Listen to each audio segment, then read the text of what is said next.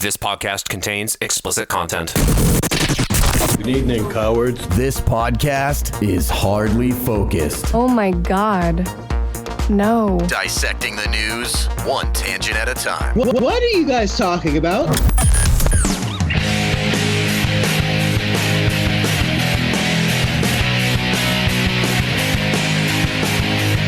Well, something that we predicted would happen in 2025 actually happened. We're Hardly Focused. Jack Gill, Becky Hill. You can go to hardlyfocused.com. We are on your favorite podcast app and YouTube and some of the social media threads, Blue Sky. Just search for Hardly Focused. Becky, on the 31st of January, so just a few days ago, a musician named Jesse Lacey performed at a private event in Los Angeles at a historical place called the Silver Top, I believe. Yeah, the Silver Top.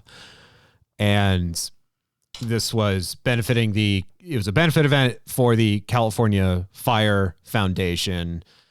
There's been a lot of musicians and bands that have stepped up and are putting on shows of various calibers to raise money for the folks affected by the wildfires in Los Angeles. And big shows, we saw the Fire Aid that happened a few days ago where Nirvana reunited, for example.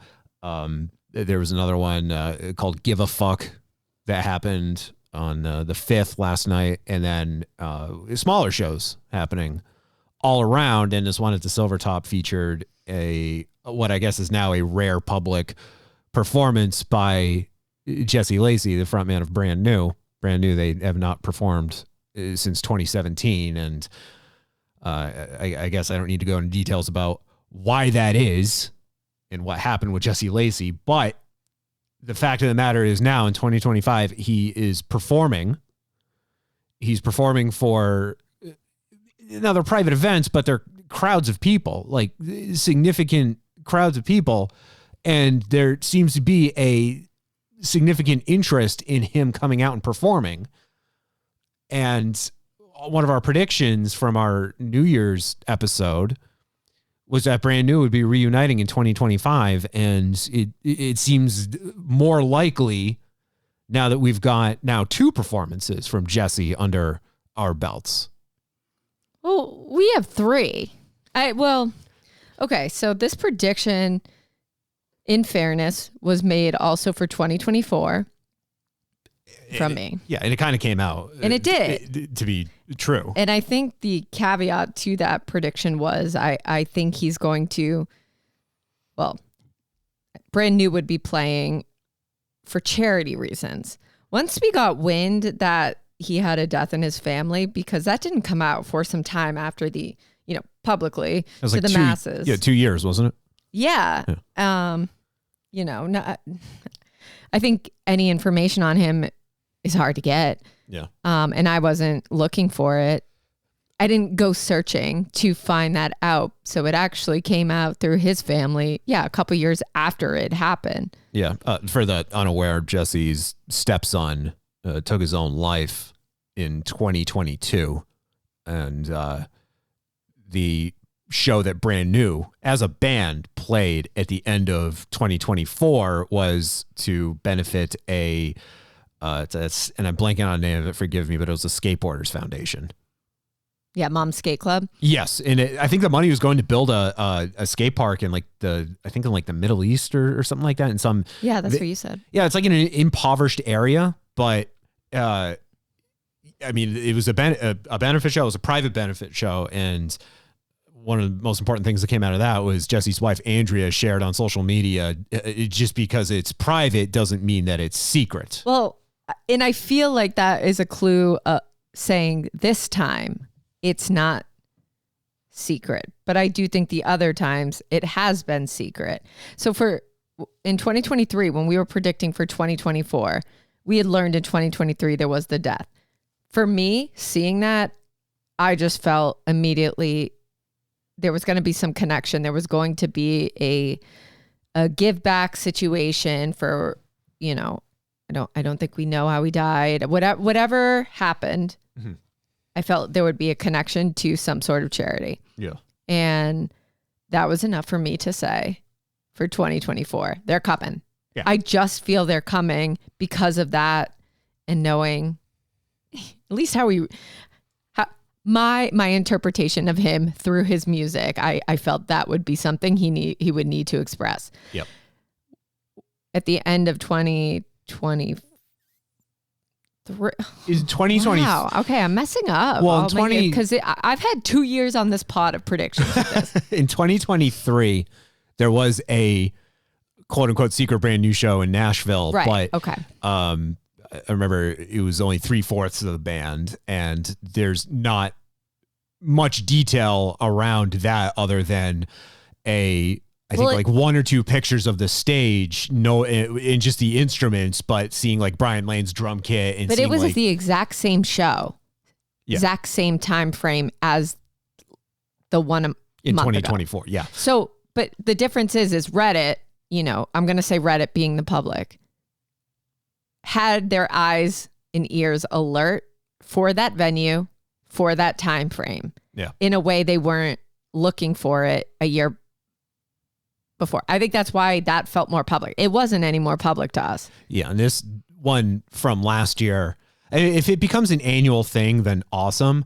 But this one, I'm calling it Wikipedia official, because if you go on Brand New's Wikipedia, they have the years active 2000 to 2017 dash or whatever the little dot means, and then 2024. So they're counting that one performance as like a reunion performance, even though it was for a private audience, and it was the whole band. And even though there weren't any videos, audio that came out of it, there were photos of the band performing. So that's like as close as you're going to get. So we know that the whole band was there a month ago? Yes, that was a full band performance. Okay, that's good to know. I don't know that I caught that detail, because I think you had said that to me the other day, that it had a new date listed as active, and I was thinking that was for the California show, and I was going to challenge that because I'm like, well, that wasn't a brand new show. Right. I mean, it's not being considered a brand new show. It's being considered a Jesse Lacey solo show, but it's like the first. It's movement.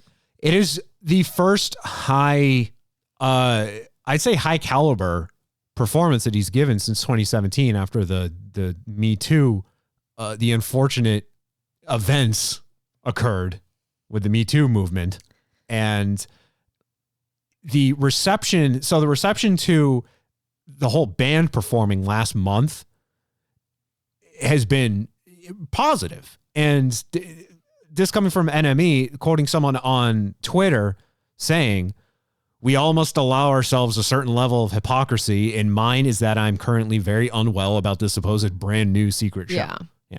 People, the people who, there's still going to be people out there who are, they're going to see his name and they're just going to immediately dunk on it.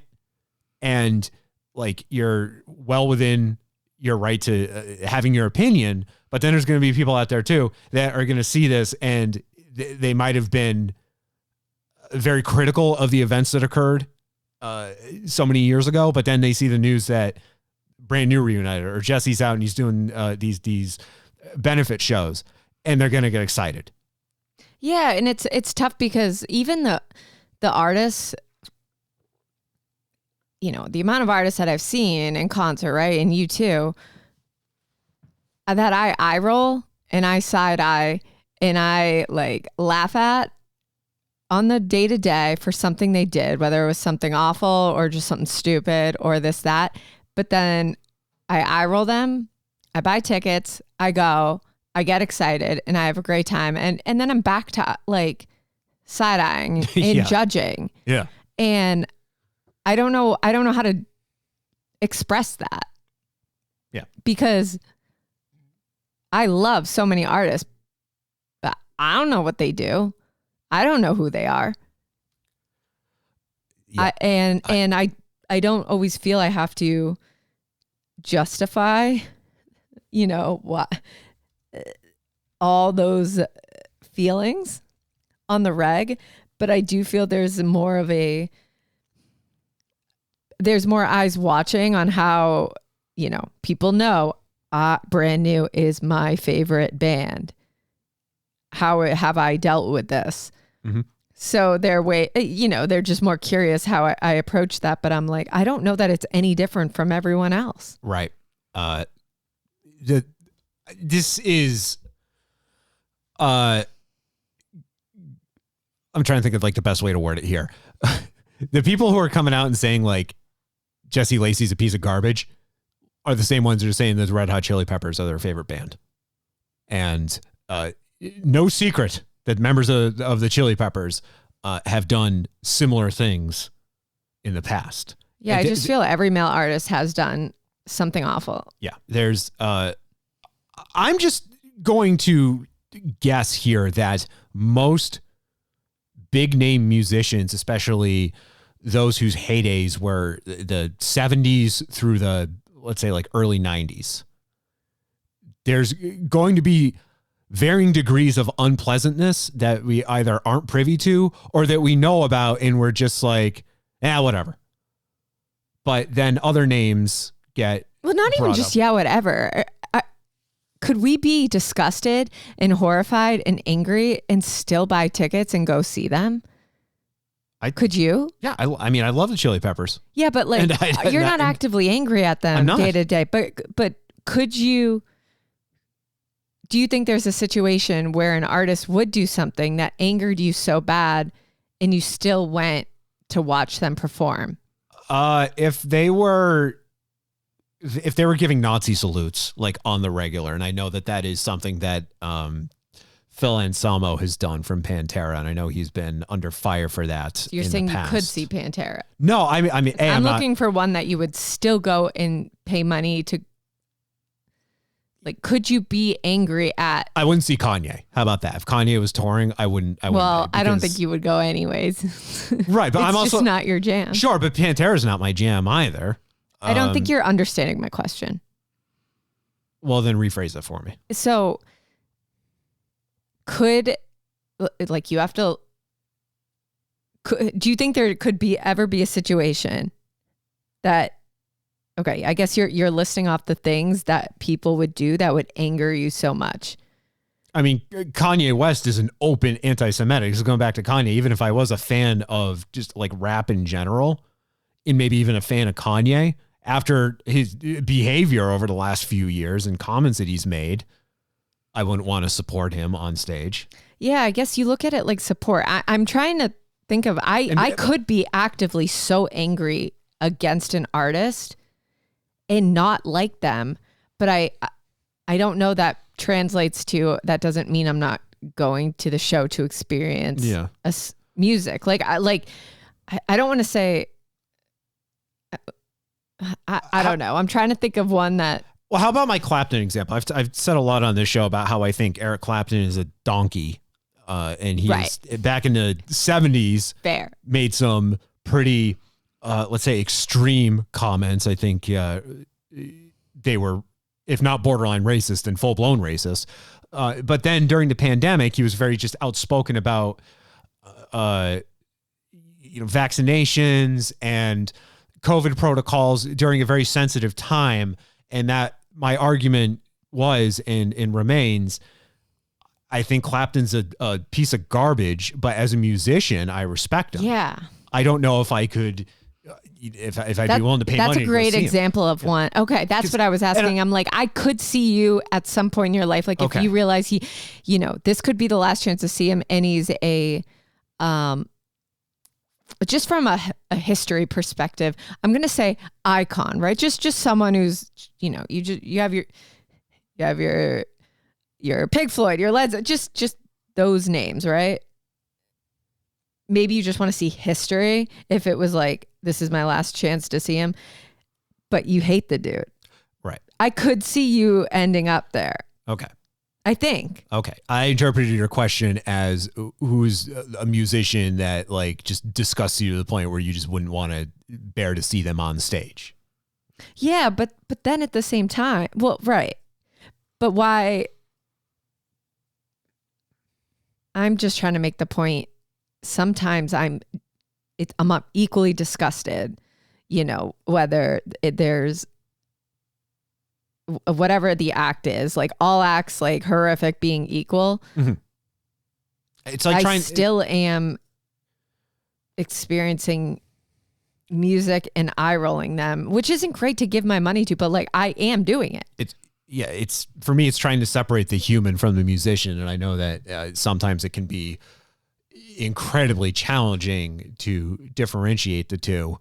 I would like to think I'm a little more rational about it.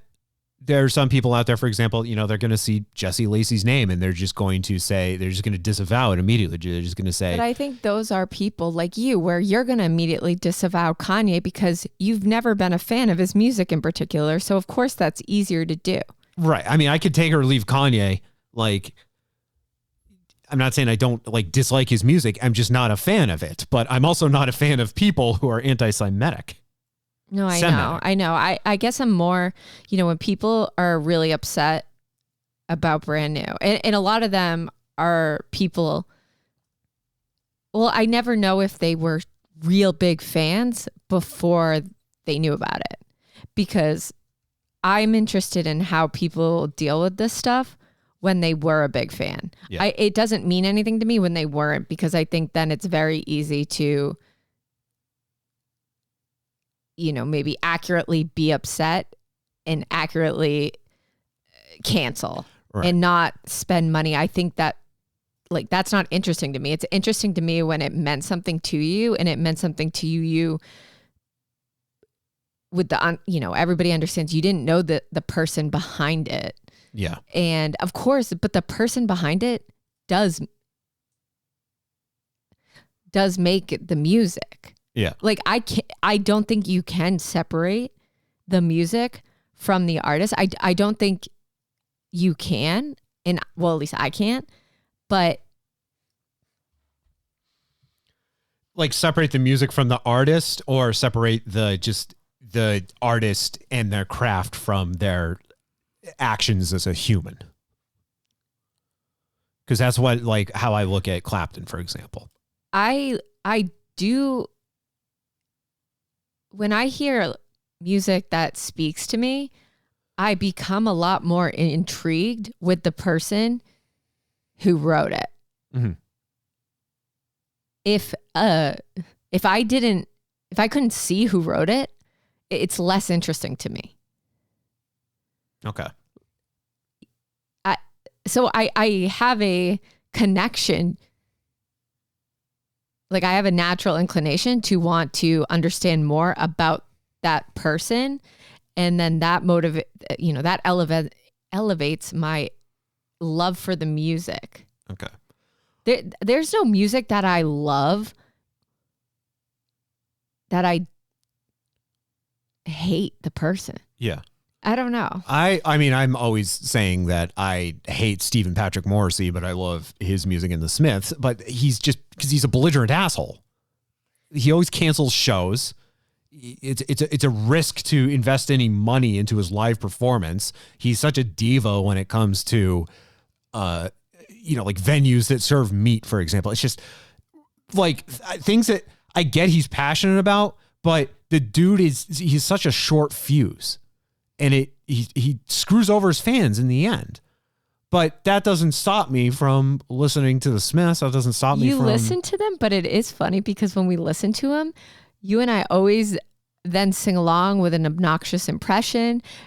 I do feel it becomes a circus of sorts when it's on. And I'm like, are we even enjoying this? I still enjoy it. The dude sounds like Kermit the Frog. I mean, that's part of the...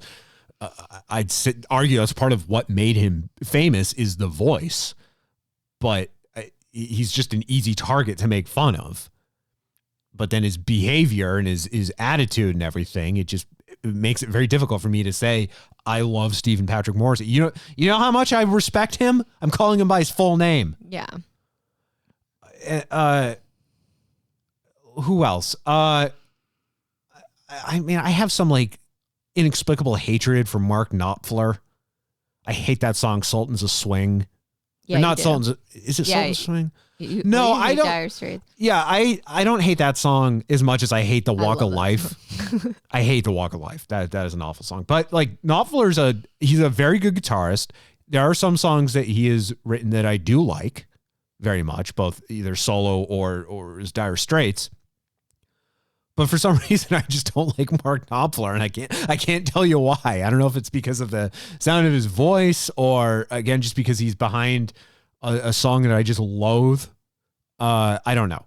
But Brand New is one of my favorite bands when I was a teenager into adulthood.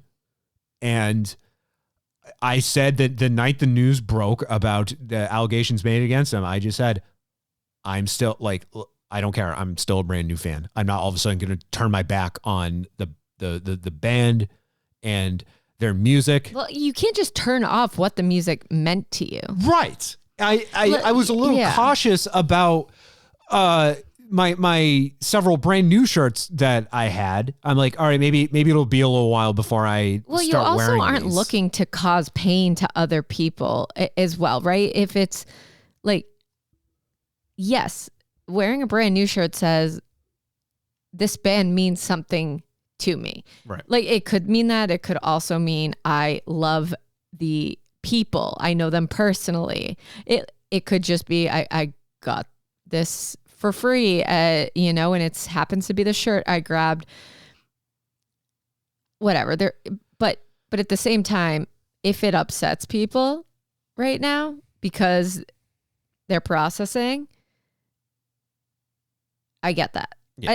And so I think your caution, like, I don't know. I think that's fair, but it sucks. I will say the one thing I'm like annoyed with is that I've been able to box up how I feel about it for this long.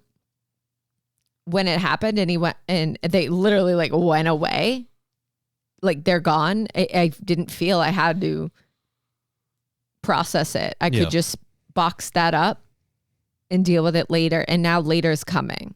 Mm-hmm. And I don't know what to do with it. I kind of feel like I boxed it up too. I recognize that the allegations against them, they're very serious.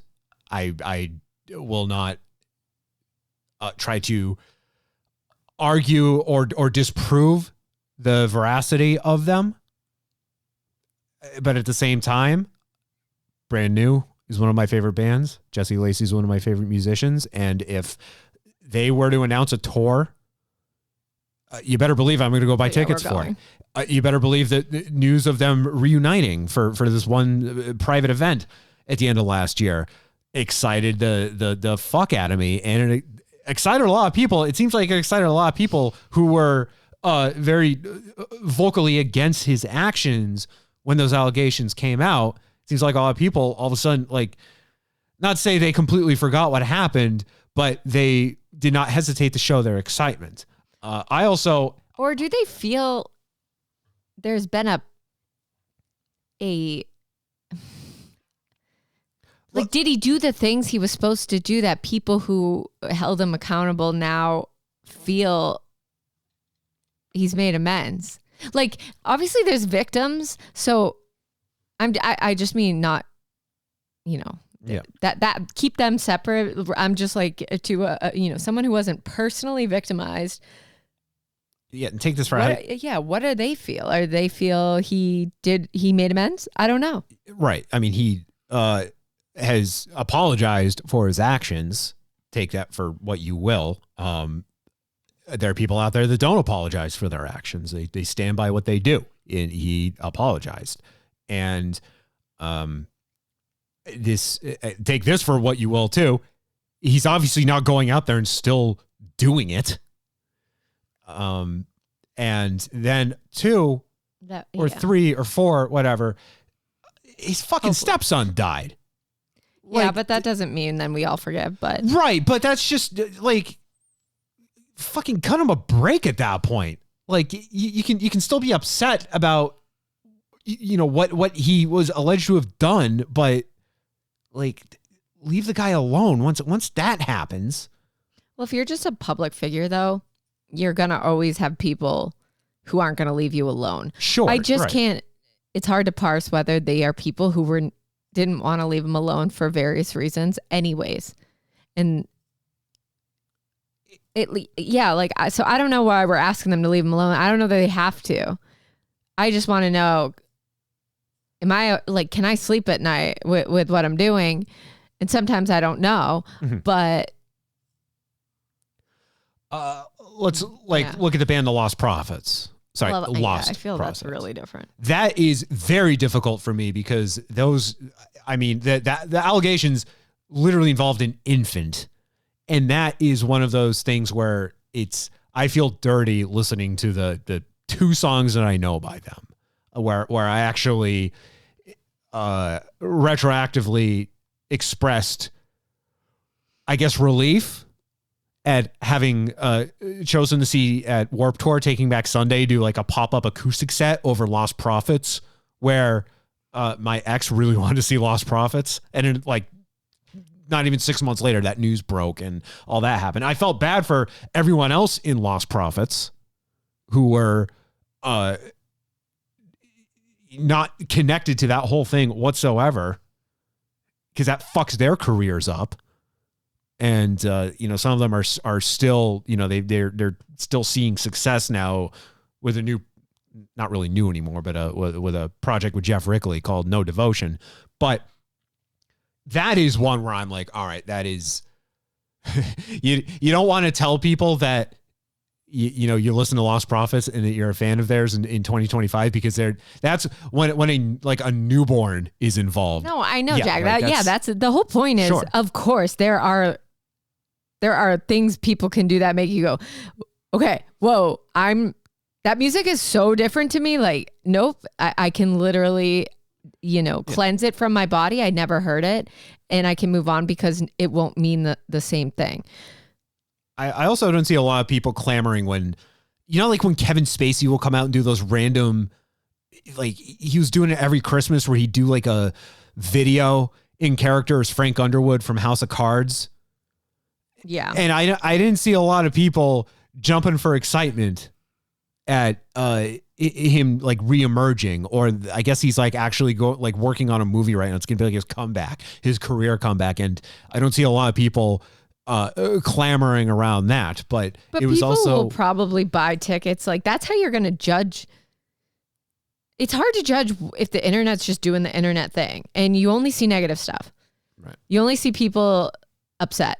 Is this why, like, the guys from the Chili Peppers, for example, where it's sort of this, like, I don't know if like open secret's the right term, but or really, I guess, any, again, like I said, theory, every musician is a piece of garbage and has done something awful, especially the ones 70s through the 90s. The internet wasn't around, right? Like, what would the reaction be if the internet was around, 50 years ago? That's hard to say, because I don't know that, would culture have shifted so fast, because I think, would they still blame the woman, every time that they see something online, or would it have moved quickly where, they look at that a little bit differently? Well, people would react weird to things too, because like late Paul Rubens, for example, I mean, the dude got busted in a porn theater, and that ruined his career.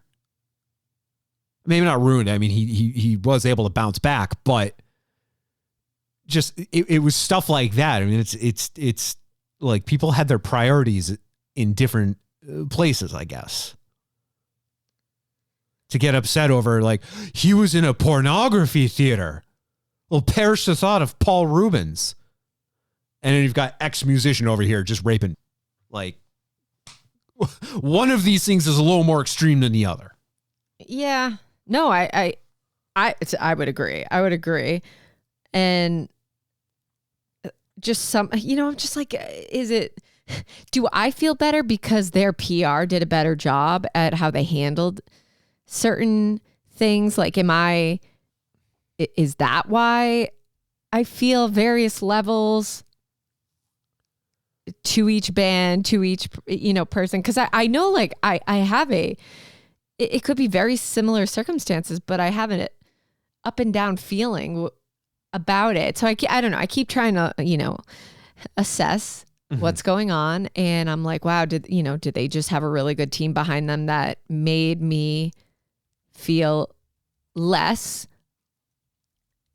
that maybe Brand New didn't utilize or have. And because Fall Out Boy, for example, haven't there been crazy things against Wentz? At least, yeah. So Pete Wentz, I think he tried to kill himself. Okay, like well, during, I'm not. but that yeah. so Pete Wentz tried to kill himself, I think, in like the mid 2000s, like during Fall Out Boy's. Either they're just taking off or they're already really big. I mean, there's a song about it. It's called Ada Van Halen. Cancel them. But this goes back to my Paul Rubens comment. Had that happened in like the 90s, 80s, 90s, that could have been a career killer right there. No pun intended. People would have reacted quite differently to it. Okay, well, I didn't even, obviously I don't follow them that closely, so what do I know?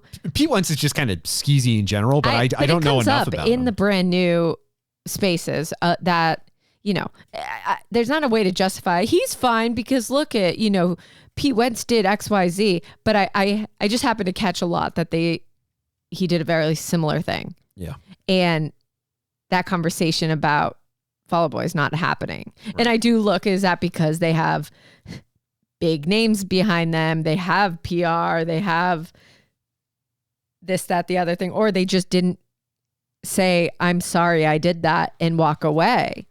Right. Is it that they just didn't admit it? But I think allegedly, unless there is like proof, I don't know. I'd have to go to research. He was 23 out dating 15-year-olds. I used to be with it, but then they changed what it was. Now what I'm with isn't it, and what's it seems weird and scary to me. It'll happen to you. You are listening to Hardly Focused.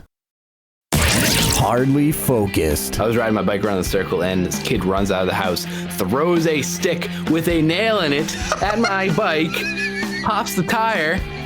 I look at him and go, dude, what? And he just goes, is it hot in here or is it just me? And he runs back inside and closes the door. Hear more at hardlyfocused.com. Admitting to it, right? Because like Jesse, when the allegations were made, he released a long statement where he apologized, and now I can't remember off the top of my head. He kind of apologized for other things. It was like a blanket apology. He apologized for cheating on his wife. And she's still with him. Right, but it wasn't directly related to the specific allegation. I think that correct was the issue. Was it more damaging to come out with a statement, like period, like to PR wise? I think so. Yes, but what did he do the right thing by doing that? Maybe he did. Because they could have continued. What's ethical and what was the best business strategy are two different things. Right, because then they canceled the tour dates that they had lined up. Their opening act dropped off. Kevin Devine quit the band. I don't know. I have my own thoughts about it. Right, but they could have just said, okay, well, we'll soldier on and we'll find a new opener. Because this sort of thing's happening right now. More recently, with Dance Gavin Dance, Tillian Pearson, who's actually no longer in the band now. He left on his own a year or two ago, but he stepped away from the band for a while because similar allegations were levied against him, and he took time away from the band to work on himself. I can't remember if he went to rehab, whatever. He stepped away from the band in light of those allegations, but then he returned, and they still put music. They were still touring. They were still putting music out. Now he's since on his own terms left the band, but now just their name. I know there was this big controversy recently where they announced a tour, and there's a band called See You Space Cowboy, Cowboy Bebop reference. And they were supposed to open for them, and the singer of the band made a big stink about, like, I don't know, like, the initial reaction, my initial reaction seeing this, because the singer made a stink about being on the bill with Dance Gavin Dance. And that tells me, are you guys just waking up to the news that you're opening for this band? Like, I'm sure there had to have been some discussions in order for you to appear on the bill. Why are you just now upset about performing with this band where the member in question, who was all these accusations were made against, isn't even in the band anymore? And you're upset about like just being on tour with the remaining members of the band. Like, there was just a lot of confusion going on. And I see it again on the internet. I see it on Reddit. Take that for what you want. But people are just looking at like, okay, I get it. Like, the allegations against Tillian Pearson, serious, but once again, no longer in the band. And two, kind of overreacting here to be like saying like, I'm going to quit my own band now because I don't want to go on tour with this other one because they had a member in the band at one point that was accused of assault. So it's confusing. And I guess what I'm getting at here is like Dance Gavin Dance went through this, and it like, yes, it's going to be I'm going to say it's a blight on their, when you look at the history of the band, but it would be anyways, even if they left or they didn't leave. Right. But they're still putting out music. They still tour. They still are very successful. And people also don't seem to, I don't want to say they're not forgetting who's their original singer, Johnny Craig. Johnny Craig's he's a sack of dung. Fantastic singer, but my word, what a horrible human being. I'm trying to think of an example. I understand. Okay, so for some of these big bands, right, where they have, deals with X Factor, American Idol, okay, they have legit contracts for cable news situations, right? Beyond just they go on tour. If they're just a band, they make their money touring. There's not a lot of, there's no TV presence, whatever. Maybe the radio could be tough. I don't know. I'll put that in this category. Yeah. If I understand if there's an allegation, right, and they have a deal where they're on a network show, you might have to, for the sake of the business, do the thing where you say, I'm kicking this person out in order to not lose the deal.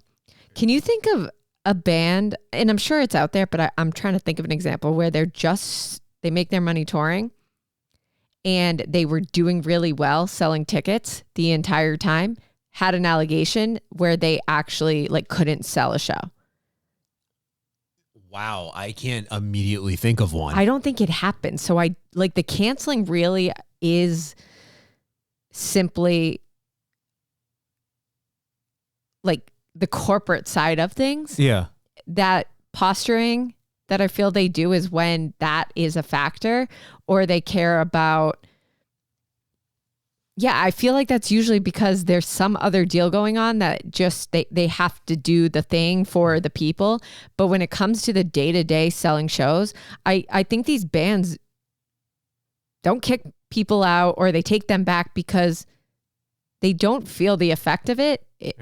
In the show. You might have more hate online, but that's separate than what you're doing every day. And that's why I was like, Brand New is going to be impossible to get tickets to. It will be absolutely impossible. But you will see when on their first show, the most chatter, the most hate you'll ever see online, but it makes no difference to how many they're going to sell out their show. So I don't think Jesse could handle the hate that I don't think he looks at it, but like, knowing it was out there, I think that I'm stepping aside because I don't think people were like, I want to return my tickets for those remaining shows, in 2017. I don't think that was going to happen. I think he just couldn't handle, because I don't think he can handle a lot. Like, I think he's an emotional, broken dude that did not want that chatter going on in the back, but it would never translate to the money they were making and the success they would have in their space. Yes, they may never be on, TV with some big like record deal, but they were never going to anyways. that was also a very sensitive time too. I again, not to discredit any such allegations that come out, but that was just a time where, you know, every day it was like a handful of names of celebrities, of famous people being accused at various levels. And there were some monsters in there. And then there were other ones where it was like I remember Morgan Freeman was accused of something, and that just didn't really go anywhere. The same thing with like Kevin Hart, I think. There are names in there where, like, yes, they were accused of things, but didn't that make it like if every name is in the pool, then no name is in the pool? Yeah. I'm not saying like it was a serious time. I'm not denying that, but I'm just trying to, I guess, put myself in the shoes of the people. Like if I was a famous person who was accused of something, whether I did do it or didn't do it, I have to imagine it became very tough. It became difficult because it's like, was it for them? Because, well, it became difficult in the sense that, like, okay, like we need to take every accusation seriously, but yeah, what happens when it's someone who had to take it serious? I mean, I'm going to take him seriously. Yeah. No. I'm going to take him seriously, but it's not to say that someone is just going to be attention seeking and come out there and saying, "Hey, I want to be part of this. I want to be able to say that I was victimized," and they're just bullshitting. Because there were some people that came out, and I can't cite anyone off the top of my head. I agree with you. I'm saying I think people were taking them seriously, but also still going to their show. Right. Which I just, I'm just what people do. The human experience is interesting to me. I just think it gets challenging because I do see discourse online about Jesse Lacey's accuser or accusers where the validity of their claims has been questioned. I know. I see that too. Which makes that even more challenging because, again, I'm not going to be the one to that challenge that unless there's like irrefutable evidence. It's I know. And I feel the same way where I'm like, I understand the whole problem was, you could believe anything. You can make an argument for if someone sells me a good argument, right? The whole point was you have to believe them, right? Because they are the powerless one. Mm-hmm. They have a power against them that could bend and twist everything to make it look like they didn't do it. And so that factor has to be in there. And yes, and so I'm trying to be smarter, which is tough because if sometimes it just feels like you're like, I'm reading this and this is just not adding up. Yeah. Because of course there will be times like, not the specific. I'm just hypothetically there just could be a time it really didn't happen, but it's not my place to really pasture like. Sure. Now if the accuser comes out and just straight up says, "I made it up. This did not happen." Okay. Yeah, okay. That's a good. That's now okay. You're gonna have people that are. You're not going to be able to convince them otherwise. You could show them like, hey, the accuser came out and said this never actually happened. Well, there's going to be people that are saying like, yeah, well, they were made to do that. And but that could happen too, I guess. So yeah. And so it's tough. It's hard. That just adds one level of challenge with like the perception about Jesse, for example, but it's, I see it's not you or I job to say this person is a liar. I wouldn't do that. Yeah, I see the discourse. I just don't see the anything the evidence that supports the what disproves it or is coming out and saying like they were making all of it up. Well, in fairness, him not denying it almost proves it. Sure. So that is, you have to take that into consideration. What do we do with it then? That's where I'm here going, I don't know. Yeah. I don't know how to feel. I mean, he's made it no secret He has sex addiction. Like which can't be great. So I'm sure he was not a great dude. Honestly, he never felt like a great dude.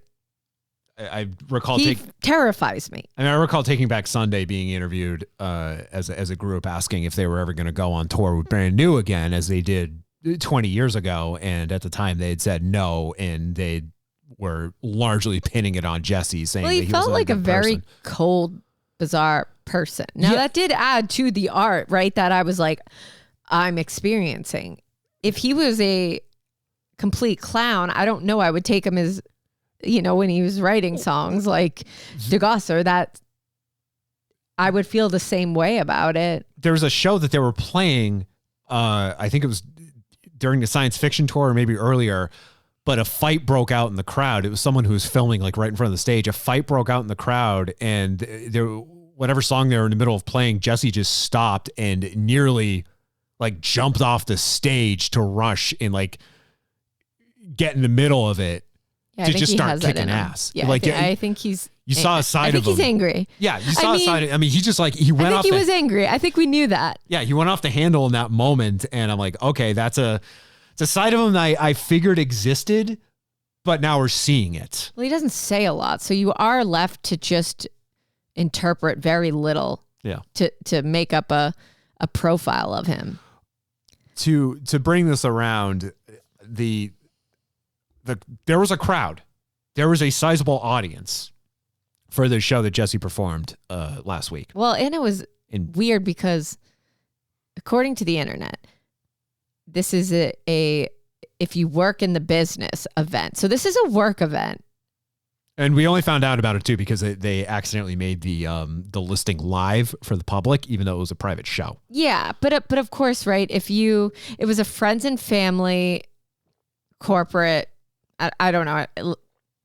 Like you had to be working for some business, some industry to get a ticket. But if you happen to have family who is a fan of them and is in the Brand New Reddit and wants to share because they want to have the tea, of course it's going to get out. It didn't just get out to us like plebes, but there were people in the, I guess in the industry, people like who were present at this show. And I will say, but isn't that weird? Yeah, I will say that there was wishes were being respected in terms of like what could be shared, what was allowed to be shared. Your name's on a list. I would feel if you're personally invited and there was this kind of security of who can come to the show and it's your name is on a list, I would be like, oh, they'll be able to figure out it was me. Yeah. Not to mention too, the rest of the band obviously support Jesse because they're there with him. It's been shown that the band, has at least been together in the same room several times since they initially split up. But then when like Jesse has done these performances, members have been there. Again, the whole band performed last month. So it's not like, this news comes out about him. They're just, they say to him, see ya. No, and we saw in 2020, right? It wasn't a picture of all of them posted together. Like we knew they still were friends. Now that could tell you one thing, or they're all guilty of something. And so the band sticks together. It could tell you they know the guy and they believe in him, whether he has changed as a person or they believe he was always a good person. I don't know. And you would hope your friends stick with you. Right. What are friends for? Right.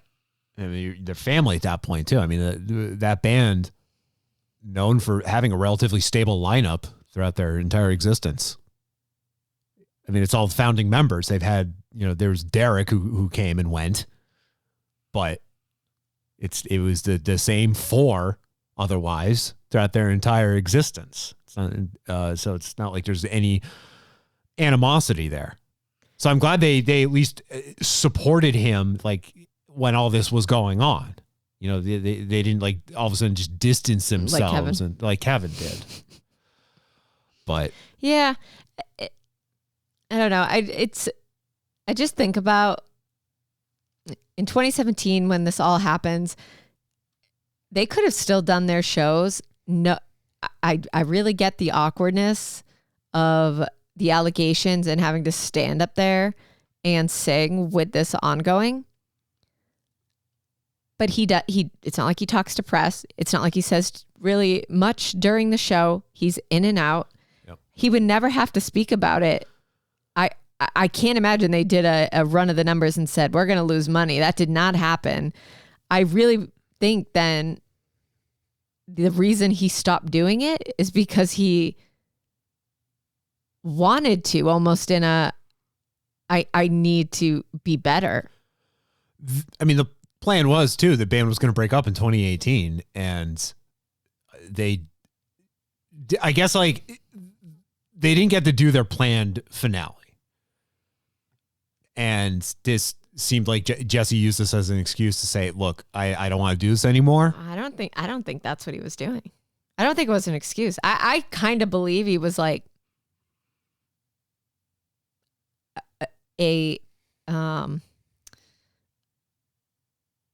sounds like it's like not a people like a, I don't know the word, but if the people are telling you to like lie down, he's like, he's beta. I He's no, like a but beta. like in a like I will, like if that maybe I do need to lie down because I do think it came from a good like place. I don't know. I felt, because I just think he could have kept doing what he was doing and would never have to speak for it. Mm-hmm. And the reason he stopped was because he was sorry. Yeah. I feel like that was the apology, was stopping to do this. You think so? Do you think that with these private shows they've been doing, they're testing the waters for a reunion? So I want to say yes, because that's been my whole thing. I don't think, what waters do they need to test? They know, like they know. What do they, no one's going to buy tickets? They know, but it's like, it's one thing to, I guess, like see the discourse, the opinions online and forums, Reddit, what have you, but then actually like be out there in person. Are those people going to show up? They know that. I mean, they're still selling merch, that they put new merch up all the time and it sells out. They know that they can do their venues.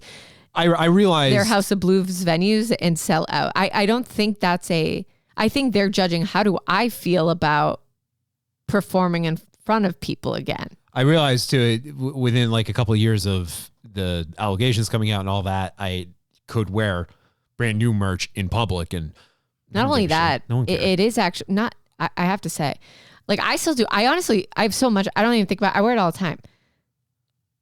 And I've gone to, a few times we went to concerts and I had it on at a concert. So I'm in a place of music. Yeah. People have come up and been like, I love them, and like want like, we gotta like deal with this together. Let's have this moment. Yeah. They don't want to come out and say it, and then they see you doing it.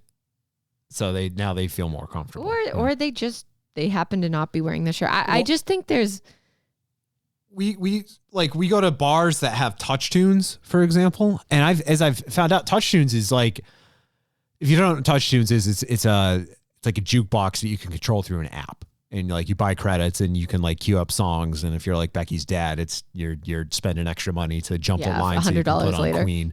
But it's very heavily regulated, because when I discovered the service, I'm thinking to myself, does that mean I can put on Frankie Teardrop by Suicide and just ruin the vibe in this restaurant? No, it's because the song is not in the jukebox. Brand new's in the jukebox. And whenever we go out and it's in there. But why wouldn't it be? Like you said, if Eric Clapton is, if Red Hot Chili Peppers are, like, et cetera, et cetera. And I can put brand new on, and it's no, part of it's the demographic in the restaurants that we're in, that they aren't familiar with the music, but there's bound to be at least one person in there who is going to be familiar, and you're not seeing them or hearing them complain about it. I mean, they might, but I think they would anyways. I kind of think maybe this is the biggest thing, Jack, because this was our favorite band. Like, and if and for every other band that has an allegation, it's the biggest thing. But like I said, I don't even know what happened with Fall Out Boy, but I see the chatter out there. I haven't just gone and looked because I don't think about Fall Out Boy much. Yeah. But if I was Fall Out Boy's #1 fan, maybe I'd be sitting here constantly talking about it because I don't know how to feel about it. My mind doesn't go to a place of this is what that person did every song I hear. It just doesn't. And maybe it should, but it doesn't. This is more of an anecdote, but there's a band that I used to listen to, Beach Slang. I don't want to say used to because there are times where I still will put them on and listen to them. And this one is sort of a gray area for me because many years ago, this was a band that had like a revolving door of members and the front man was the consistent one. But they removed a guitarist from the band because serious allegations came out against him. So they just immediately removed him. Well, Beach Slang as a band later imploded because their manager levied some, I'd say, similarly serious allegations against the frontman, more like mental abuse, things like that. There was no sexual assault. I don't even think there was anything physical. It was more just more mental. So kind of like it feels like it's sort of like a snake eating its tail, there's really no better there. But here's the thing. Like, I don't know if I fell into a trap here. I don't know what, but they had a Facebook community because they weren't like a big band, but they were getting to the point where they were starting to, like open for big bands. The last time I saw them, they opened for Dashboard Confessional, for example. John Resnick from Goo Goo Dolls found out about him. He loved him. And their tour manager, the one who levied the allegations, very cool with the fan base, very, very communicative. Have a lot of respect for her. She ended up being, I think, Quicksand's tour manager before she retired entirely. But out of respect for her, because I liked, how she treated me as a fan and how she treated the other fans. When everything came out about Beach Slang, I'm like, all right, I'm gonna, I'd personally feel like a piece of shit in doing her a disservice by coming out and saying, well, I'm still gonna listen to the band. I still like the music because I actually, sort of, informally knew the person who was making the allegations. That makes sense. Like, I don't know if I'm explaining this right, but like, have respect for them because, and I'm like there was a period of time where I felt like I, kicked myself because I saw them play at the Met in Pawtucket, and I could have he was just walking around with the manager, just like talking to everybody and shooting the shit. And I was just like nervous. I didn't want to get up and go over and say hi and get a picture with them, but I could have done it, That's just and that's just sort of like it felt like a community, like a tight knit community of fans.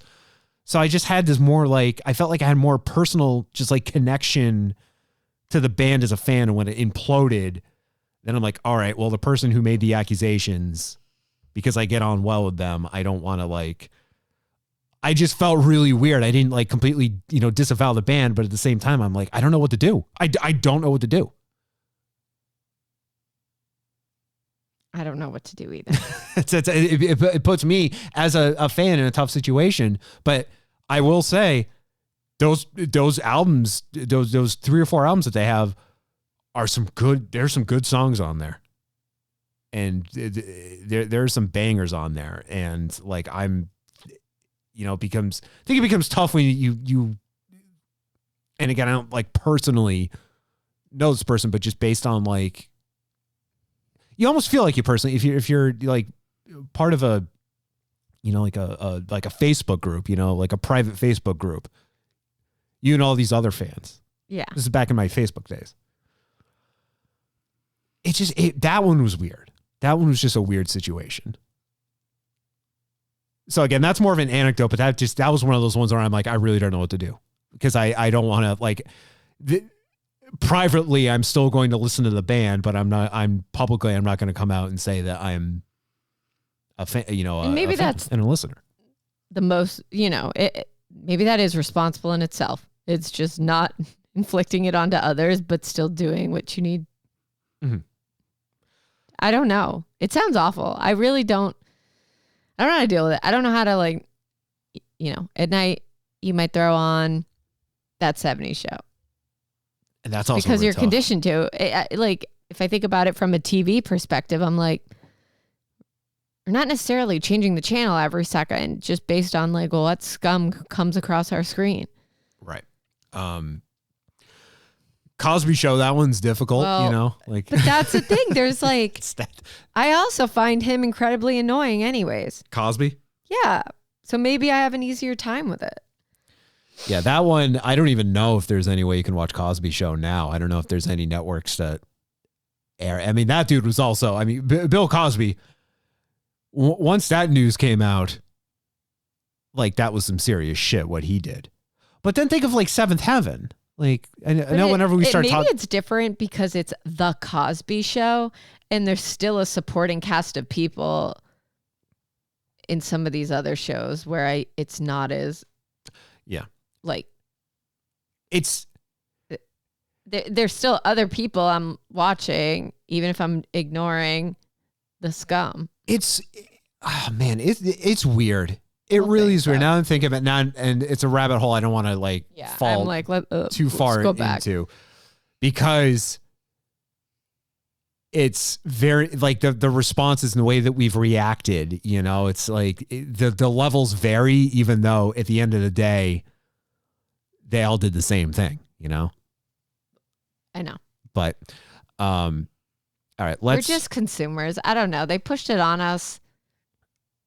And then they want us to think and feel and take it away. I don't know. It's not fair. Yeah. It's not our fault. All right, we're do this. We're just girls. There's more than I want to get to, but let's regroup. I'm tired of this subject. We will return to more Hardly Focused. Stick around. This podcast is Hardly Focused. Oh, that's not good. This podcast contains explicit content. How do you screw those words up? This podcast is Hardly Focused. Dude, I broke my hand on a door. You can't use that as an excuse. All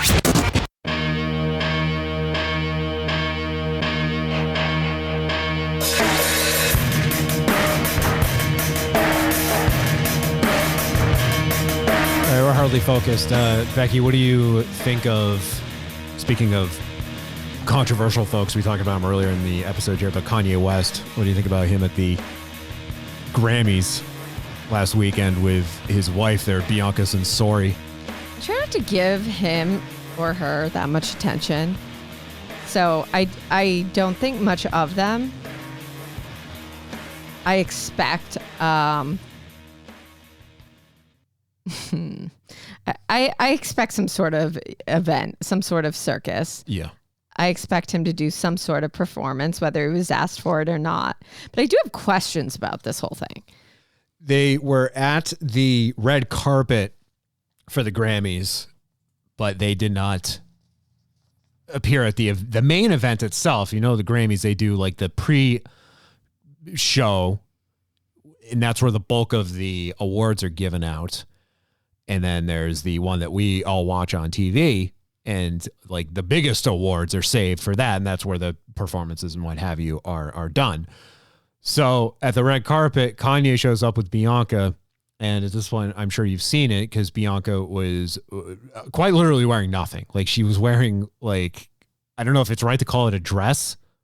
Yeah, just a sheer pantyhose dress. Yeah. Yeah. I mean, you saw anatomy. Everything was there. God bless. I wish I had the confidence. Her tits are misshapen. Did you notice that? I swear, I didn't give them attention. I saw the headline. I said, "Yep, that checks," and I moved on. I did not examine her boobs. Well, first and foremost, there were no complaints raised. There was just a lot of eyebrows raised. I'm glad because they all, not all, but at some moment, all these celebs have a, just thread of fabric here and there. Maybe not to the full extent where they're showing everything all at once. They might pick an asset to really reveal. Yeah. One at a time. Maybe that's more digestible, but I think they'll have to be careful with how much they complain. But I mean, there are kids there. Well, you know who's starting to do it? Hayley Williams from Paramore. Oh, she's upset? No, she's not upset. Oh. She's just been in the past year wearing things in public that are more and more revealing. Yeah, the sheer top is a very popular thing. Yeah. She even posted, because remember she had that, she had a topless photo of her leak in, I think probably, oh my God, like 15 years ago now. And she was at some event a few months ago wearing this Stella McCartney inspired outfit where basically her tits were just out. And she even posted a picture of it to her Instagram stories with the caption, and just like that, these titties are back on the internet. So like people are just, I don't know if it's like, there's like the free the nipple movement, for example. I don't know if we're just like becoming more open with it. And at the same time, we're more liberal about it too. Nobody's batting an eye at it. But I feel like we're getting more gradual, if that makes sense. We're trying to see where that line is, if there is a line. But then Bianca Censori just comes out and just says, I'm just going to show up here naked and let's see what happens. And nothing happened. That's I think the funniest part of this whole thing. Nothing happened. Probably told to dress this way. So yeah, I hope she's okay. I don't know. I don't know what those two are doing. Kanye, I loathe to give him attention because this is exactly what he wants. It also sounds like it was his insistence that they walk the red carpet, but it always is. And so, okay, so here's my thing, right? I find it interesting that he gets, I just assumed, I guess, if it's a popular or celeb heavy event, even like a award show, I guess you can't let everybody in, but if you just are a celebrity, I figured you could just go. Yeah. And they're probably like, yep, we'll find a seat for you. We'll do that. Now, I could see them being like, okay, we got to be careful with Kanye because we don't know what he's going to do. And maybe there are limits to this. But so he didn't have a ticket. Okay, he shows up. I bet a lot of people showed up and didn't have a ticket. Don't you think security should kind of stop? Like, how did he get onto the red carpet then?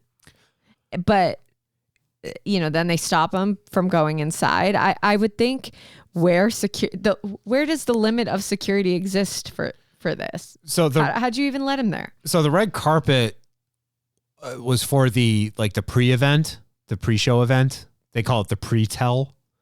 And again, that's where the bulk of the awards are given out.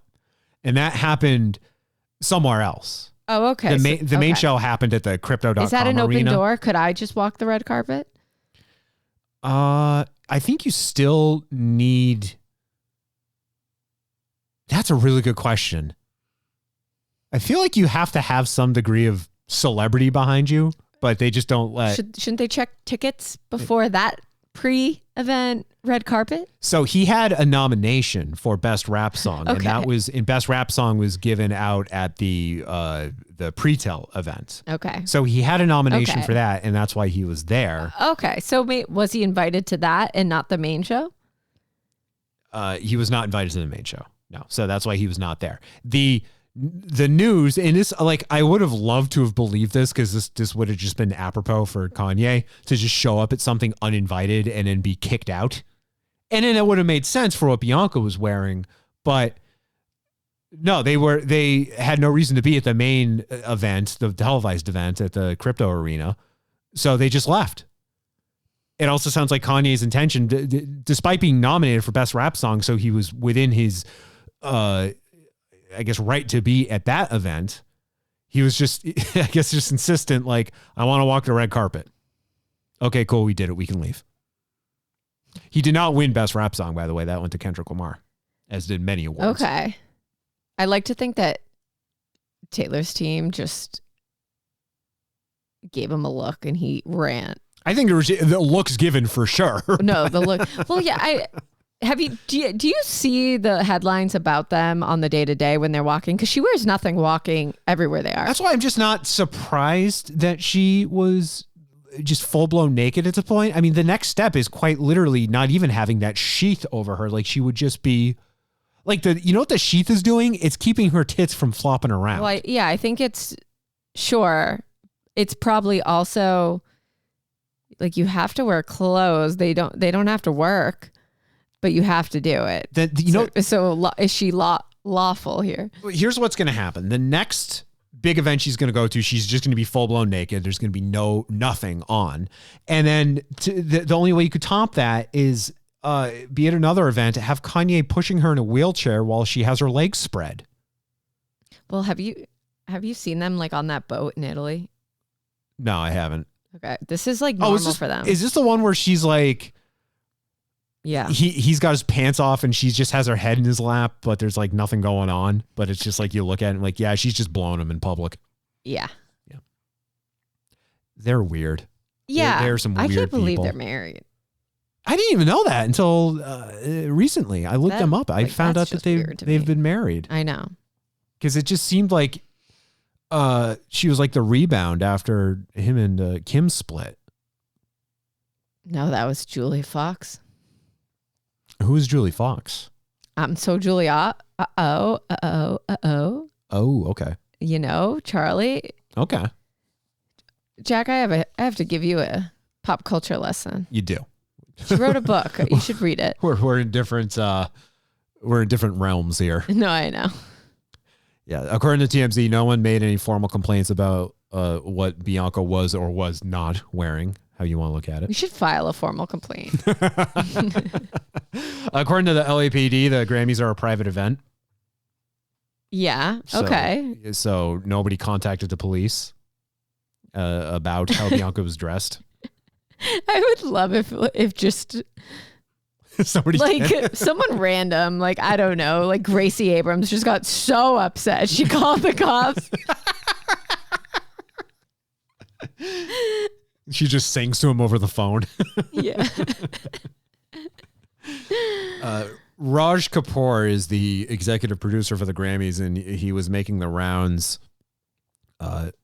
talking about Kanye and Bianca. And he says that the dress code for guests like Bianca, because she was the +1, is less stringent compared to performers, people going to the main event. Okay. I like the words artistic black tie. Now, once you throw in the word artistic, Godspeed. Right. Up for interpretation. We know that's for sure. If it had just been black tie, yeah, one word makes all the difference. She should have just simply wore a black tie. Well, at that point, I mean, literal Larry That's over it? here. Yeah. Nothing else. You take out the artistic part. Yeah, she's still wearing the plastic bag, but then, then she's got the tie on. I said plastic bag. It made me think, going back to Haley. Haley did that at some award show a while back. She wore a plastic bag, like the ones that say, like the generic ones that say thank you. Yeah. On it, or like have a nice day. She wore one of those. The only difference is she had stuff on underneath. Bianca's just full blown. You know what? No. I hope she's happy doing it and she's not being forced to do that. I would like to think the same thing. Because I don't think Kanye lets you dress yourself. Like, I thought that was a thing. Like, Kim experienced it. Julia experienced it. Yeah. He's the artist. The girl is the art. And he therefore has to dress you. What did he say? The audio that they played in the SNL History of Music? He's 50% more influential than... I don't know. It was funny. It was so good. Typical Kanye. Yeah. I mean, he quantified that. And yes, 50% more influential. It's 50%. Raj Kapoor, he talked to People, and he did clarify that Kanye and Bianca were not kicked out of the Grammys. So, poo-pooing that news. I don't know. Maybe they weren't kicked out, but maybe they just didn't open the door. That was locked. I want to believe they were kicked out. I really do. I think saying, hey, we don't have the space for you. We're going to make this difficult. And him just saying, I'm leaving, is technically he wasn't kicked out, but you can't fire me. I quit. Yeah, kind of like that. Mm-hmm. Well, we saw that it's on Peacock, the history of music. What's it called? Like SNL, Ladies and Gentlemen. Yeah, it's a very long title. I think the short title is Ladies and Gentlemen. But I mean, Kanye, didn't he try to walk out because he didn't like how the stage was set up? Like, yeah, no, he does. Yes. Yeah. The second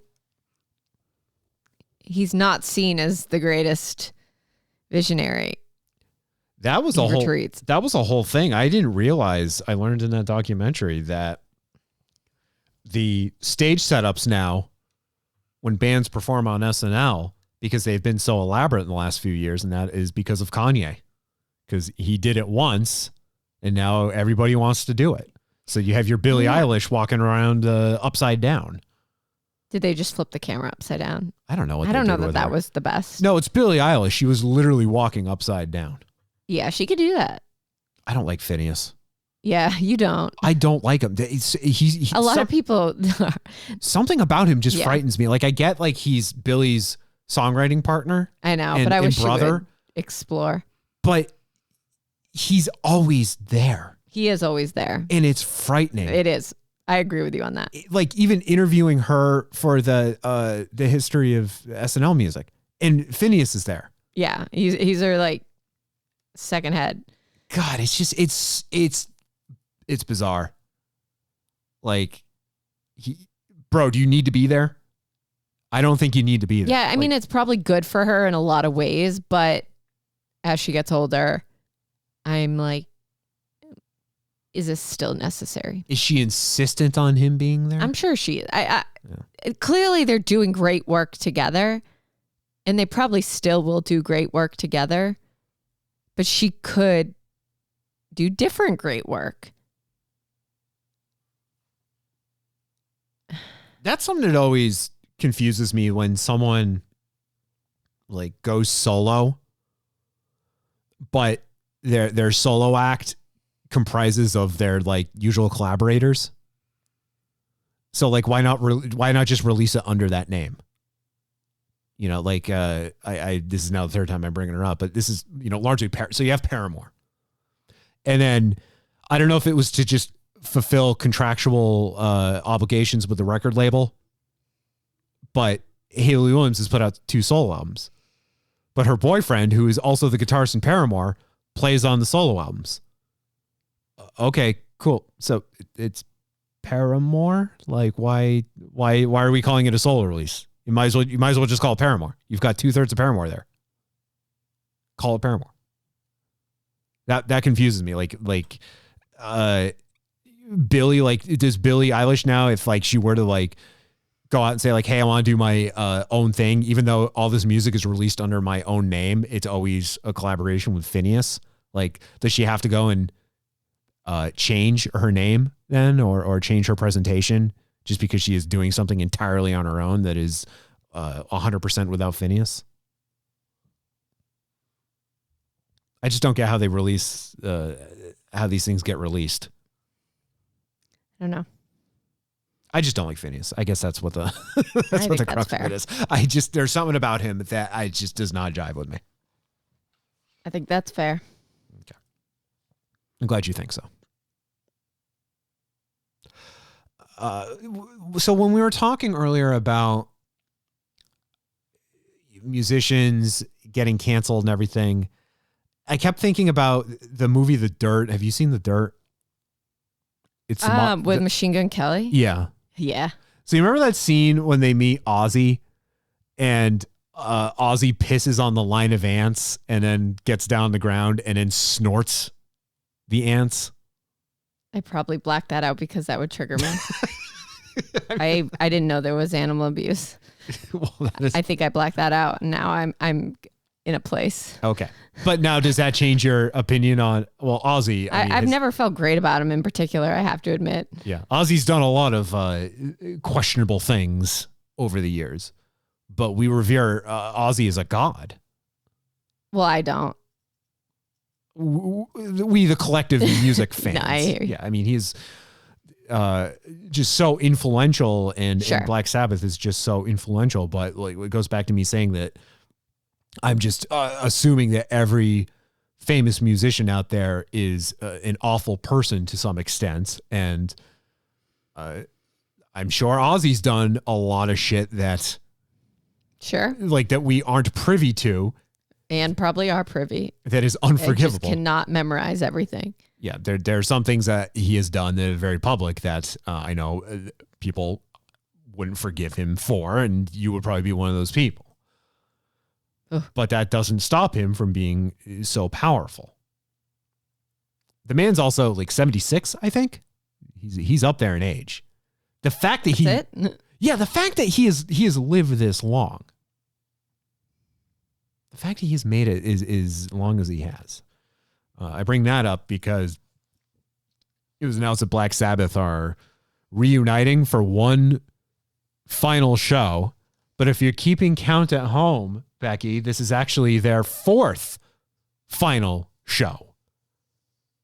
They have tried to say goodbye 3 times in the past. That's the way it always goes. and it never happens. Breaking up for the 4th and final time. Although I do put some weight behind this because there's a likelihood that someone in this band is probably going to die after this show happens.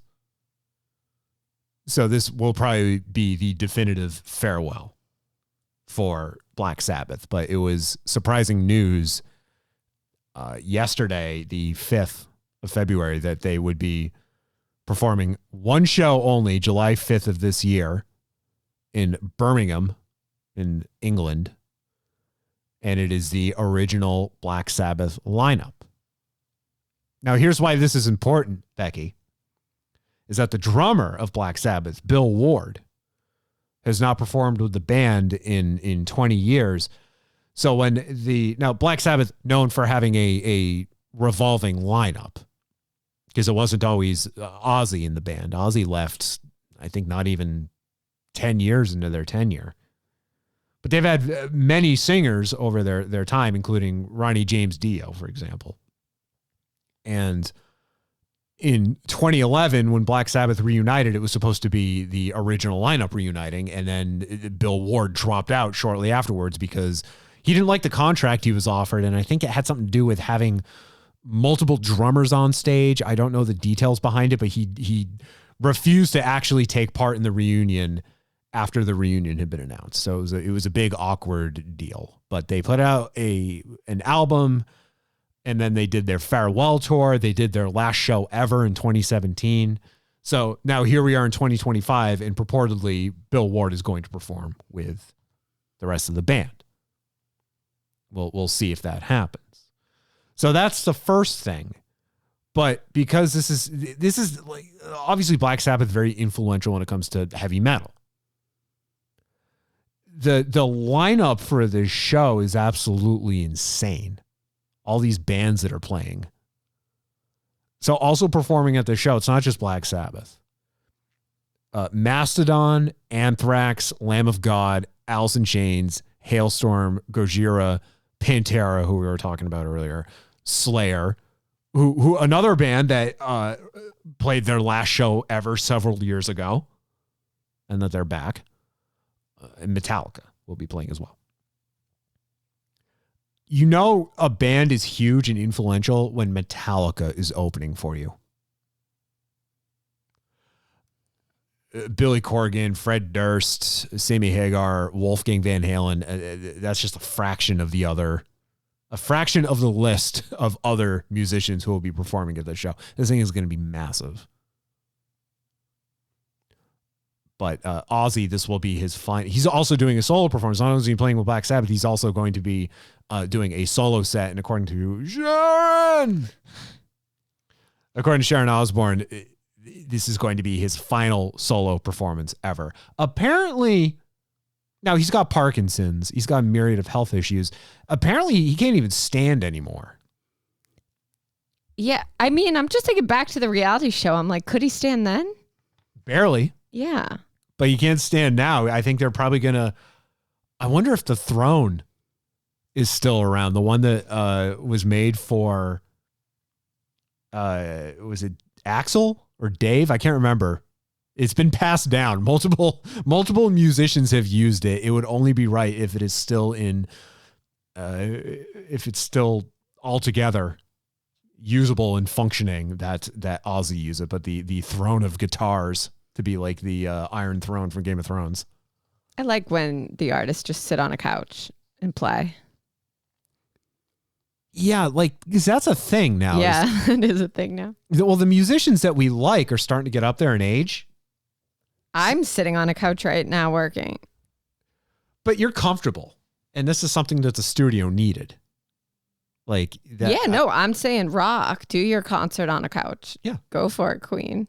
Yeah. But like Zach De La Rocha, for example, Rage Against the Machine, jumping around on stage in his 50s and immediately tears his Achilles.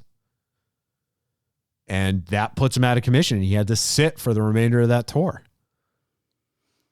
Dave, that happened to Dave Grohl. That happened to Axl Rose. That dude in Newfound Glory. Oh, yeah. That piece of garbage. Right? That we paid to go see. The rest of the band. We did it. The rest of the band I know, like, but I don't like Jack saying, it's tough. It's a tough one. Who else? Mike Watt, very famous bass guitarist.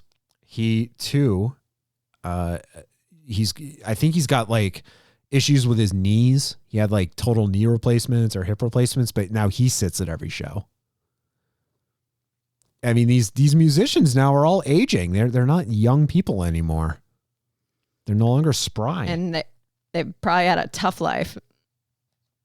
Ozzy especially. Yeah.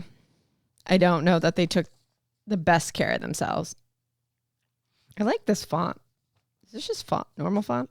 What, on the prep sheet? Yeah. It's Arial. I like it. Princess, I reprinted the prep sheet for you earlier because the original one, the margin was off.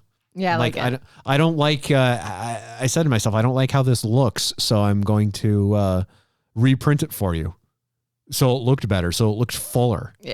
It makes me want to engage with it more. You like it? Mm-hmm. Right. I'm glad you do. That motherfucker back there is not real. This podcast is hardly focused. This is the end. Hardly focused. The end. We're kind of doing the old Danny Bonaducci here. Danny Bonaducci. Because, wow, that was much, why was that quieter than it usually is? Oh, it's because we're not doing this over Zoom, so I can actually pot down the music channel. But that's where all the other sound drops come from.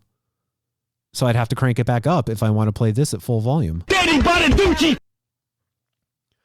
Predictions from 2025. Another one I had was that Grand Theft Auto 6, because it is the trailer advertises it as coming out in fall 2025. Now I'm predicting, my prediction was that it would get delayed because all of Rockstar Games' entries get delayed. Rockstar, their parent company, Take-Two Interactive, had their earnings report released today for the fiscal quarter ending December 31st of 20 and 24. And according to Strauss Zelnick, who's the CEO of Take-Two, he says, looking ahead, this calendar year is shaping up to be one of the strongest ever for Take-Two, as we plan to launch Sid Meier's Civilization 7 on February 11th, so just a few days from now. Mafia: The Old Country in the summer, which, Becky, I'm going to play. Grand Theft Auto 6 in the fall. And Borderlands 4, which does not seem to be impacted in the least by the film that came out last year that was just terrible. So that news is making the rounds because they're seemingly committing to their fall 2025 release window. However, Zelnick then did he actually did an interview with IGN prior to this report coming out saying basically what I'm saying. He tells it IGN, quote, "Look, there's always a risk of slippage." You like that word, slippage? And I think as soon as you say words like absolutely, you jinx things. So we feel really good about it, end quote. And that means the committing to the release window for Grand Theft Auto 6. He then goes on to say, "We know that Rockstar seeks perfection. I never claim success before it occurs. I'm fond of saying arrogance is the enemy of continued success, so we're all running scared and looking over our shoulders, and we know that the competition is not asleep. Our whole organization is super excited."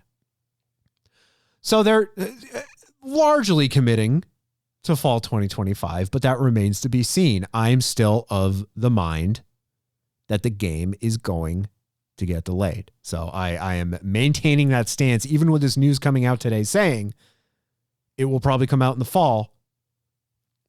I'm still saying it's getting delayed. So take that, Ryan. This is douche on Threads that I was arguing with earlier, calling me a dork. You are. Because I'm one of those people that believes that the game is going to get delayed. Watch. It's going to happen. Because it's happened. It's been happening since 2001. Their games get delayed. Now, granted, in 2001. Things happen. Certain things occurred in 2001. We're not off to a good start already, so you never know. 9/11. You're right about that. You are absolutely right about that, especially when it comes to aviation. Grand Theft Auto 3 was delayed mostly because of 9/11. It was not healthy. It was a good excuse. That was healthy. We needed that. Yeah, sure. The first responders, nothing but health. Nothing totally. The police cars, the Liberty City police cars in Grand Theft Auto 3 originally were supposed to be blue and white. That was the color scheme. And the game was delayed partially so they could change it to black and white because they felt that playing a game set in a fictional version of New York City coming out a month after 9/11, you probably don't want NYPD-looking cars blowing up left, right, and center. But then the subsequent entries all delayed because they needed extra time for polish. Yeah, was it just used as an excuse? Right. San Andreas, that was delayed by a week. Grand Theft Auto 4, that was 6 months. Grand Theft Auto 5, that was 5 months. So it's going to happen. Every delay, though, is more time where some event could happen that then causes it to have to be delayed again. So the Boston Marathon bombing, that happened in 2013, and Grand Theft Auto 5 was supposed to come out in the spring of 2013. Now, I think the delay had already been announced, and it instead came out in September 17th, 2013. But I had seriously thought because of the Boston Marathon bombing that they were going to delay Grand Theft Auto 5. Like, I actually had a thought in the back of my mind at the time, this could actually impact the game because it wasn't the worst instance of terrorism on U.S. soil since 9/11. Like that could have been a legitimate reason to have delayed the game then. Well, didn't we start the year off where it could be terrorism related? A car runs over everyone. Yeah. It's not a great year to release that if you think of it that way. Right. Yeah, no, 2025 not off. But I think if you wait, you'll never get the game out. I think we just have to understand, don't do this in real life. Play your games. Let's just get it all out of the way in January and February. So no, I'm sick because I'm scared. Can we be done now? Why did I move here? I guess it was the weather. Yeah. Can we stop yesterday? Yesterday's gone. Yesterday's gone. Yesterday. I was gonna. I was just going to sing into the mic and I'm like, wait, that's mic is embarrassing. on. I'm going to stop. I don't do that in public. What were you singing yesterday by the Beatles? I was going to because I thought it was just you, but You know what the you know what? you know what the song was originally called? Tomorrow? No. Scrambled eggs. Are you lying? Are I'm you not making a lying. joke? I swear to God, this is true. Paul McCartney, when he came up with the melody in his head, originally saying scrambled eggs, and then wrote the I like lyrics to that. the song. Yeah. It is. It was. Scrambled eggs seem so far away. They do. He did a sketch with Jimmy Fallon a long time ago where they actually talked about that, and were like, okay, what if yesterday had the original lyrics and it was scrambled eggs? I just realized with us watching this SNL show how thirsty Justin Timberlake is and Paul McCartney for sketch comedy. Oh yeah. I was like, they're constantly knocking on the doors being like, can I do something? It's just funny. And some of the most famous SNL sketches have all involved Timberlake. If you think about it. I know. I don't like seeing him. I don't like him. He looks weird now. He's always looked weird. But he looks weird now. He looks weird. Yeah. They all look weird. We all look weird. We are all I don't like seeing weird. people, exist at different times and seeing them look all weird. I don't have it. Remember when Paul McCartney was in the Beatles? That's a great Chris Farley impression. Thank you. Well, sketch comedy is a passion of mine. Look at it this way. I take it very seriously. Look at it this way, Becky, and come fall. No, we don't know when in the fall. So between September and December, you're not going to hear from me from like a month. Hell yeah. When Grand Theft Auto 6 comes out. I mean, I like to listen to my pods by myself in my room or my TV and work. So I'm locking myself in this room and I'm not coming out for like 3 days. Like I'm gonna need some time to get acquainted with everything. But what if it comes out when we're away? Then I will make arrangements. Arrangements will be made. Are you just going to ignore the fact that it exists and not take in any media so you're not spoiled by anything? Oh no, if we're away and it comes out, I'm bringing my PlayStation with me. Oh my God. Like that's happening. I will buy a TV when we're assuming you're talking about Florida. I will buy a TV in some other location, some other locale. Yeah. Are we going somewhere and I'm just blanking on where that is? Oh no, you're giving me a look. The fall? In the fall? Yeah. Oh God. Hopefully.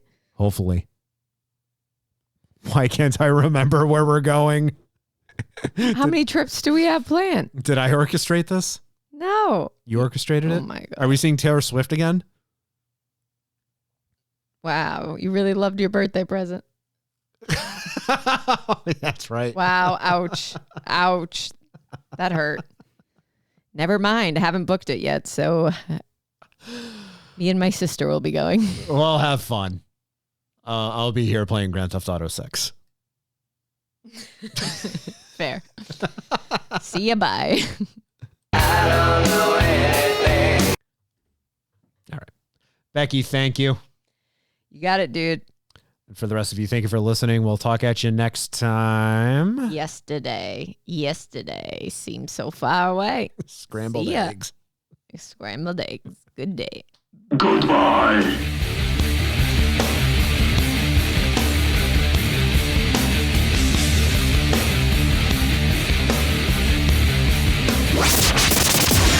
Magnetization may not have happened.